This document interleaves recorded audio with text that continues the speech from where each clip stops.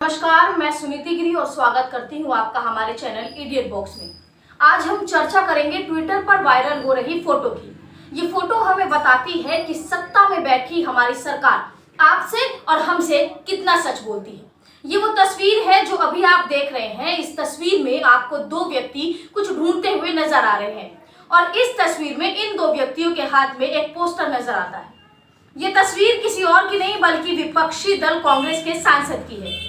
इनमें से एक तमिलनाडु के कांग्रेस के सांसद मनिकम टैगोर हैं और दूसरे मदुरई के सीपीएम सांसद एस वेंकटेशन हैं।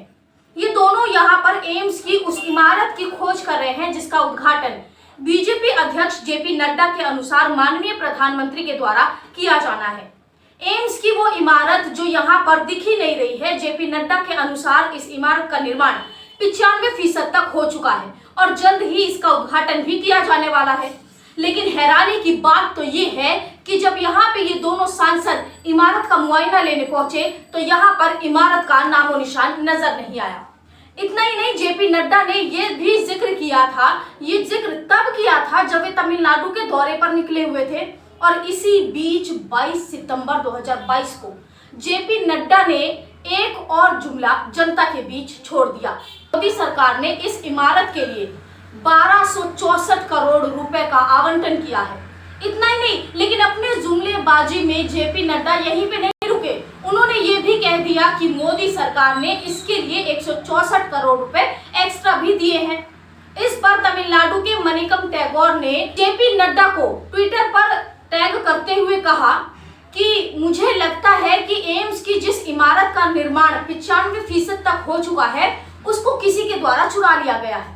द इंडियन एक्सप्रेस के अनुसार इमारत अभी भी कैबिनेट के अप्रूवल का इंतजार कर रही है, लेकिन अप्रूवल के पहले ही इमारत का निर्माण किस तरीके से किया जाता है और इमारत कैसे तैयार की जाती है ये कोई भाजपा के भावी नेताओं से पूछे और उन्हीं से हमें ये सीखने की जरूरत है कि किस तरीके से एक और जुमला जनता के बीच में छोड़ा जाए। आइए चर्चा करते हैं एक दूसरे उदाहरण की। बिहार के पूर्णिया में जनता बवाल कर रही है और जनता के बवाल का कारण कोई और नहीं बल्कि हमारे माननीय गृह मंत्री अमित शाह है।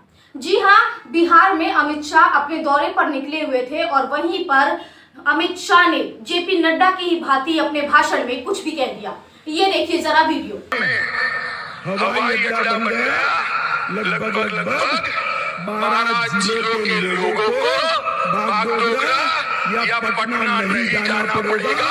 यहाँ से सस्ते हवाई जहाज में बैठकर दिल्ली और मुंबई जा सकते। अरे ताली बजाओ भाई, हवाई अड्डा आप लोगों के लिए बना है।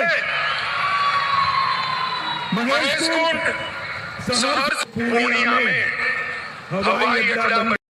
अमित शाह के भाषण के अनुसार बिहार के 12 जिले के लोगों के लिए हवाई अड्डे बन चुके हैं। अब उन्हें पटना जाने की कोई जरूरत नहीं है। अब वे सस्ते दामों में और आसानी से दिल्ली से मुंबई का सफर तय कर सकेंगे। लेकिन इतना ही नहीं, इस पर जेडीयू के राष्ट्रीय अध्यक्ष व सांसद लल्लन सिंह ने ट्वीट करते हुए कहा कि जुमलेबाज माननीय गृह मंत्री, पूर्णिया हवाई अड्डा कब बन गया बताइए तो जरा। कृपया हमारा ज्ञानवर्धन कीजिए। कम से कम अब तो बिहार की जनता को ठगना बंद कीजिए। उन्होंने आगे ट्वीट करते हुए कहा कि सोचिए, जिस देश का गृह मंत्री ही जुमलेबाज हो उस देश का आखिर क्या होगा। अब तो भाजपा मुक्त देश ही एकमात्र विकल्प है। इतना ही नहीं, सोचने वाली बात ये है और सवाल यहाँ पे सबसे महत्वपूर्ण ये उठता है कि जुमलेबाजी में गलती आखिर किसकी है।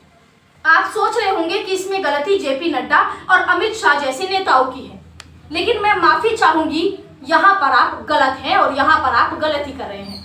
गलती इन नेताओं की नहीं बल्कि आपकी और हमारी है, जो सिर्फ जिनको जो देखना है, जो सुनना है, हम सिर्फ वही देखते और सुनते हैं और नेता भी हमें वही दिखाते और सुनाते हैं जो कि आप और हम देखना और सुनना चाहते हैं और हम इनकी बातों में यकीन कर लेते हैं और बेवकूफ बन जाते हैं।